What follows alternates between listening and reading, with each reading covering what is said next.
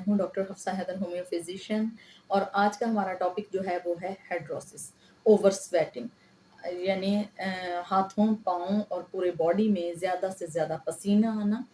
इसकी वजह ये होती है, इसकी बहुत सारी वजूहात होती हैं, मगर जो हमारे जिस्म के अंदर स्वेटिंग ग्लैंड्स होते हैं, जब वो ज़्यादा एक्टिवेट होते हैं या उनकी एक्टिवेशन ज़्यादा हो जाती है तो हमें पसीना ज़्यादा आने लगता है। तो कुछ लोगों को जो हाथ-पाँव में पसीना आता है, कुछ लोगों को पूरे बॉडी में आता है, हो जाता है। कुछ लोगों को हैंड्स में आता है, पाम्स में आता है, सोल्स में आता है, आर्मपिट में आता है, ग्रोइन एरियाज़ जो होते हैं वहाँ पे होता है। मगर हर एक का अलग-अलग सिम्पटम जो होते हैं, वो होते हैं। अब हम ये देख लेते हैं कि इसके ये होता किस तरह से है। समटाइम तो फ़ोकल होता है, यानी एक मख़सूस जगह, यानी हाथ या पाँव, बाकी बॉडी नहीं, या सर, या कुछ लोगों को सिर्फ़ चेहरे पे आता है, उसे फ़ोकल कहते हैं। जनरलाइज़्ड वो होता है जो पूरे बॉडी में होता है। तो आगे इसकी मुख्तलिफ़ कॉज़ेज़ होती हैं। इसका कॉज़ जो है एडियोपैथिक होता है, यानी बचपन से ही होता है, इसका रीज़न्स नहीं समझ आते। कुछ वो होते हैं जब हमारे बॉडी में हार्मोन्स चेंज हो रहे होते हैं, जैसे कि हमें प्रेगनेंसी हो रही होती है, या हमें थायराइड होता है, तो उसकी वजह से भी हमें पसीना आना शुरू हो जाता है।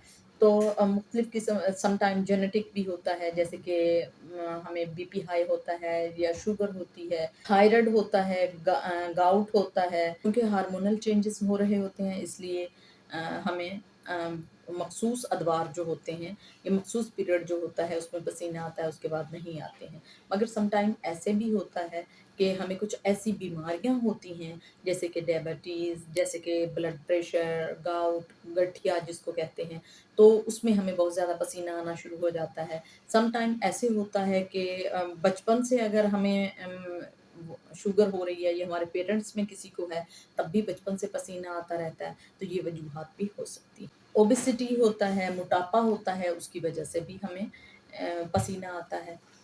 तो सबसे पहले तो हम ये देखेंगे कि अगर हमें ओबेसिटी की वजह से पसीना आ रहा है, या हमें बहुत ज़्यादा आ रहा है, साँस चढ़ती है उसकी वजह से पसीना आ रहा है, तो हमें कॉटन के कपड़े यूज़ करने होंगे। हमें तंग कपड़े नहीं इस्तेमाल करने होंगे, तो उससे जो बहुत ज़्यादा एक्टिवेशन या एग्रावेशन होती है वो थोड़ी कम हो जाएगी। अगर आप जुराबें पहनते हैं, तो हमें वो वाले सॉक्स पहनने चाहिए जो कॉटन मेड हों। जो नायलॉन या किसी और चीज़ के हों, वो हमें नहीं पहनना चाहिए, वो हमारे लिए ज़्यादा ठीक नहीं होते हैं। उसके बाद मुख्तलिफ़ किस्म की होम्योपैथी में मेडिसिन होती हैं, तो वो हम ले सकते हैं। जिनको बहुत ज़्यादा मोटापा हो रहा है, या जिनको बहुत ज़्यादा मोटापा होता है, उनके लिए कल्केरिया कार्ब 200 बहुत ज़्यादा इफ़ेक्टिव मेडिसिन है। अगर वो ले सकते हैं तो वो अगर वो होम्योपैथी की 200 की पावर 1 महीना मुसलसल 200 लेने से उनका पसीना ख़त्म हो जाता है। कुछ लोग ऐसे होते हैं जिनको सिर्फ़ हाथ-पाँव में पसीना आता है, और हाथों पे लिखना मुश्किल हो जाता है। हाथों से लिखना, पेन वग़ैरह नहीं पकड़ सकते हैं। अगर ऐसा है तो साइलिशिया 200 या इससे भी बड़ी पावर जो है, अगर वो ले लें, तो उनके लिए ये बहुत ज़्यादा इफ़ेक्टिव है। मगर वो ये हिस्ट्री में ख़्याल करें कि घर में या उन्हें किसी को कभी टीबी ना रहा हो, तो वो लोग ये ले सकते हैं। कुछ ऐसे लोग होते हैं जिनका पसीना जो है वो रातों में आता है, और पसीने से तकिया भीग जाता है, और मुँह से राल भी आता है। अगर ऐसी सिचुएशन होती है तो मिर्क-साल आप ले सकते हैं। मिर्क-साल थोड़ा स्ट्रॉन्ग मेडिसिन है, 200 है, मगर वाक़ई ही अगर आपका इतना पसीना आए कि तकिया भीग जाए और बिस्तर में से मखसूस स्मेल आने लगे पसीने की, तो तब आप ले सकते हैं, अदरवाइज़ आप नहीं ले सकते। उसके बाद कलाडियम एक ऐसी मेडिसिन है, अगर आपको पसीना आता है और पसीने के साथ अगर आपको पसीना हो और साथ में मक्खियाँ भी इर्द-गिर्द आती रहें, तो उस वक़्त में आप कलाडियम यूज़ करेंगे, ये मख़सूस है, और अगर आप ये इस्तेमाल करते हैं, तो आपको किसी किस्म की टेंशन नहीं होगी कि आपको पसीना ही नहीं आएगा, अगर आप 200 कलाडियम यूज़ करते हैं। अगर आपके कपड़े पर दाग पड़ जाता है, आर्मपिट पर पड़ जाता है, स्टेन लग जाते हैं कपड़े में, तो आप हेपर सेल्फ यूज़ करेंगे, हेपर सेल्फ 200 यूज़ करेंगे। अगर आपको गर्मी में भी सर्दी लगती है, और आप ठंडी हवा पसंद नहीं करते, और आपको पसीना भी आता है, तो फिर आप सुराइनम लेंगे। तो तो ये बहुत ही ज़्यादा इफ़ेक्टिव मेडिसिन है। एक और चीज़ जो बहुत ज़्यादा ज़रूरी है, उसका नाम है, अगर घबराहट आपको होती है, एंग्ज़ायटी आपको होती है, तो पसीना अगर आता है, बचपन से कुछ बच्चे ऐसे होते हैं, अगर आपके साथ ऐसी प्रॉब्लम है, तो आप एकोनाइट 200 ले सकते हैं, वो आपके लिए बहुत ही यूज़फुल मेडिसिन है।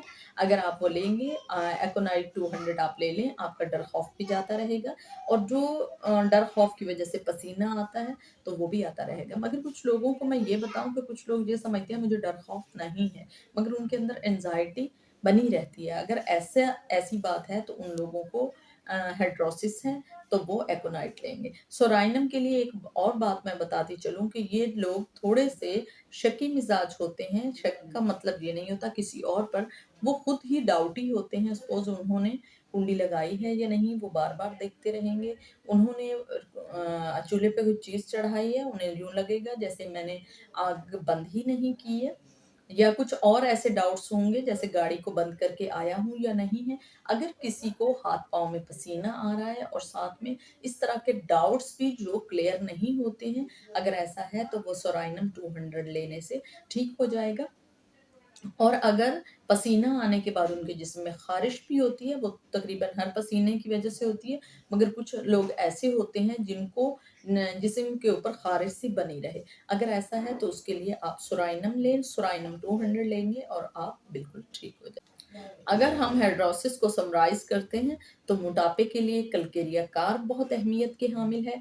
अगर पसीना जो है वो पानी की तरह टिप, टिप, टिप करे, हाथों में पसीना अगर बहुत ज़्यादा आ रहा है, तो फिर आप सेलिशिया 200 लेंगे। और अगर आपको स्टेन लग जाते हैं और सफ़ेद रंग की कमीज़ पहनी है, तो पीले-पीले से दाग लग जाते हैं बगलों में, तो ऐसे के लिए हिपर सेल्फ बहुत अच्छी है। घबराहट है, तो एकोनाइट बहुत अच्छी है।